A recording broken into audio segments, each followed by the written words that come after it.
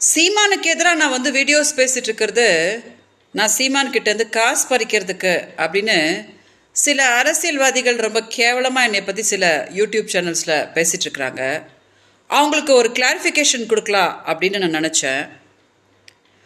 தான் நான் வந்து சீமான்கிட்ட சண்டை போட்டாலோ நானும் சீமானும் அடிச்சுக்கிட்டாலோ அவர் என்னோடய கணவர், நான் அவரோட முதல் மனைவி. அவரை வந்து மிரட்டி பணம் பறிக்க வேண்டிய கேவலமான சூழ்நிலையிலலாம் நான் கிடையாது. நான் இப்போது சீமான்கிட்ட கேட்டாலும் சீமான் எனக்கு உதவி பண்ணுவார். ஆனால் என்னோடய ஸ்டடி சர்டிஃபிகேட்லாம் காமிச்சு நான் தமிழ்நாடு மக்களுக்கு என்ன காமிச்சேன் அப்படின்னா, நான் ரொம்ப தன்மானம் இருக்கிற ஒரு தமிழ் பெண் அப்படின்னு காட்டினேன். பழகிறதுக்கு இவ தான் கிடச்சாலான்னு என் பொண்டாட்டி கேட்டா அப்படின்னு சீமான் பேசுனதுக்கப்புறம் அவர் என்னோட கணவராகவே இருந்தால் கூட அவர்கிட்ட கையேந்த வேண்டிய ஒரு கேவலமான சூழ்நிலையை நான் உண்டாக்கிக்க மாட்டேன். எனக்கு கர்நாடகான்ற ஒரு பெரிய மாநிலம் இருக்குது. நான் கர்நாடகாவில் ரொம்ப பெரிய நடிகை.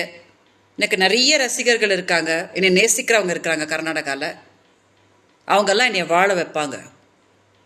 தமிழ்நாடு மக்கள் ஏமாறக்கூடாதுன்ற ஒரே ஒரு எண்ணத்தோடு தான் நான் போராடிட்டுருக்கேனே தவிர சீமானை கொச்சப்படுத்துகிற மாதிரி என்னையும் உட்காந்து கொச்சப்படுத்துகிற வேலையை பண்ணாதீங்க. ஆம்பளைங்க கூட பண்ண முடியாததை ஒத்த பெண் எந்த அரசியல் சப்போர்ட்டும் இல்லாமல் எந்த ஒரு சப்போர்ட்டும் இல்லாமல் 14 வருஷமாக போராடி மக்களுக்கு சீமான்ன்றது என்னன்னு காட்டினா அப்படின்ற கொஞ்சம் நன்றி என் மேலே நீங்கள் வச்சுக்கிட்டிங்கன்னா போதும். ஸோ தயவு செஞ்சு மீடியா இந்த வீடியோ டெலிகாஸ்ட் பண்ணுங்கள். ஏன்னா மக்களுக்கு நான் என்னன்னு தெரியணும். அங்கே இருக்கிற சில கேவலமான அரசியல்வாதிகளுக்கு வந்து நான் என்னன்னு தெரியணும். விஜயலட்சுமின்றவர் ரொம்ப தன்மானம் இருக்கிற ஒரு தமிழச்சி அப்படின்றது நான் மீண்டும் மீண்டும் இந்த வீடியோவில் தெளிவுபடுத்துகிறேன். வணக்கம்.